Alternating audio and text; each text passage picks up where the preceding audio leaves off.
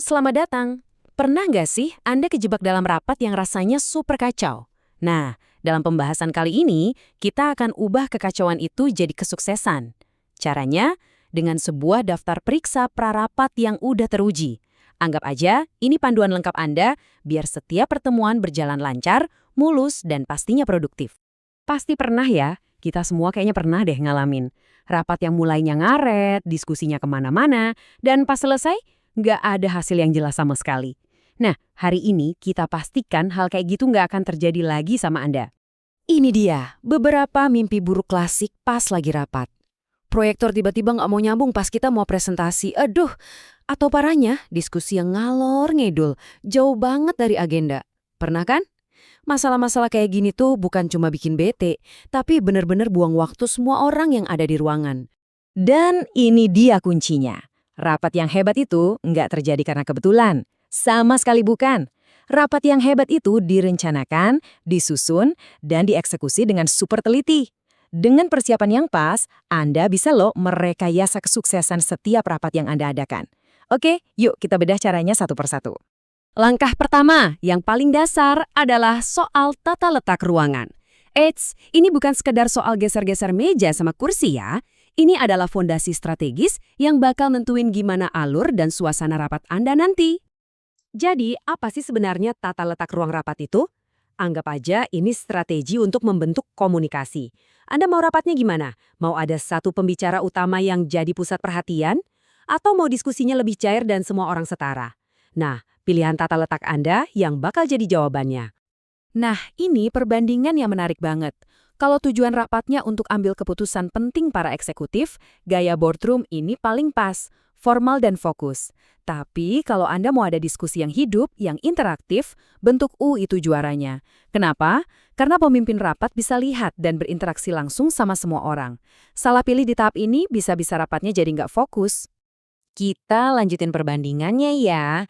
Gimana kalau Anda cuma butuh menyampaikan informasi satu arah? Misalnya kayak di seminar atau pelatihan.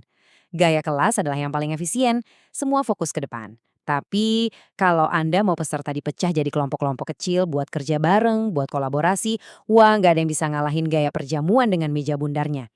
Dan ini dia, contekan saktinya. Slide ini merangkum semuanya. Boleh banget di screenshot atau disimpan, Anda bisa dengan cepat mencocokkan tujuan rapat dengan tata letak yang paling efektif. Contohnya nih, untuk diskusi pleno di mana suara semua departemen dianggap setara, gaya kotak kosong atau hollow square itu pilihan yang brilian banget. Oke, fondasi ruangan udah aman. Sekarang kita pindah ke logistik. Nah, ini bagian soal detail-detail administrasi dan teknologi yang sering banget dianggap sepele, padahal perannya krusial banget buat kelancaran acara. Buat Anda para sekretaris atau panitia, ini adalah daftar tugas wajib yang nggak boleh kelewat. Pastikan undangannya super jelas, agendanya terstruktur biar rapat tetap di jalurnya, dan semua materi udah siap dibagikan. Oh ya, kalau ini rapat lanjutan, jangan lupa tinjau notula sebelumnya. Ini penting biar diskusinya nyambung. Tolong jangan sampai masalah teknis merusak rapat penting Anda. Cukup luangkan waktu 15 menit sebelum rapat mulai untuk melakukan pengecekan ini. Simpel kan? Langkah kecil ini bisa langsung mencegah mimpi buruk proyektor nggak nyambung. Satu lagi, pastikan ada cukup stop kontak, karena sekarang banyak yang butuh cas laptop atau HP. Oke, kita udah bahas ruangan, udah bahas peralatan. Sekarang, mari kita bicarakan soal elemen manusianya. Etiket profesional ini ibarat polesan terakhir yang membedakan rapat yang biasa aja dari rapat yang luar biasa. Aturan main ini berlaku buat semua orang di dalam ruangan ya. Berpakaian rapi itu menunjukkan rasa hormat. Pakai bahasa yang santun bisa menciptakan suasana yang positif. Dan yang paling penting, menghargai waktu semua orang. Memulai dan mengakhiri rapat tepat waktu adalah tanda profesionalisme yang paling tinggi. Baiklah, kita udah kupas tuntas semua elemen kuncinya. Sekarang, saatnya kita gabungkan semuanya jadi satu daftar periksa final yang komprehensif dan pastinya gampang banget buat dipakai. Ini dia daftar periksa pamungkasnya. Mulai dari nentuin tujuan sampai nyiapin konsumsi. Coba deh pakai daftar ini setiap kali Anda mau ngadain rapat. Saya jamin, Anda bakal lihat perbedaan yang sangat besar dalam hal efektivitas dan kelancaran setiap pertemuan.